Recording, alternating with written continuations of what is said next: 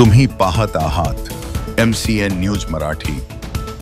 अकोला जिल्ह्यात अंमली पदार्थांची वाहतूक विक्री होऊ नये यासाठी सर्व संबंधित यंत्रणांनी सतर्क राहावे, तसेच तपासण्यांचे प्रमाण वाढवावे असे निर्देश जिल्हाधिकारी वर्षा मीना यांनी 28 ऑक्टोबर रोजी आयोजित समन्वय समितीच्या बैठकीमध्ये केले। जिल्हा अंमली पदार्थ प्रतिबंध समन्वय समितीच्या बैठक जिल्हाधिकारी कार्यालयात झाली, त्यावेळी त्या बोलत होत्या।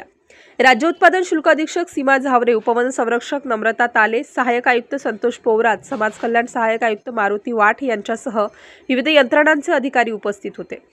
जिल्ह्यात कुठेही अंमली पदार्थांची वाहतूक विक्री होता कामा नये यासाठी विविध विभागांकडून होणाऱ्या वाहने पार्सल नाका तपासणी, डॉग युनिटद्वारे रेल्वे गाड्यांची तपासणी आदी तपासण्यात सातत्य ठेवावे।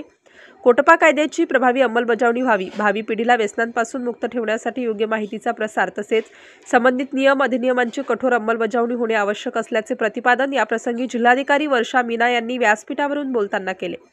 MCN न्यूज मराठीकरिता धनराज सपकाळसह कॅमेरामॅन नरेंद्र वाढोणकर, अकोला।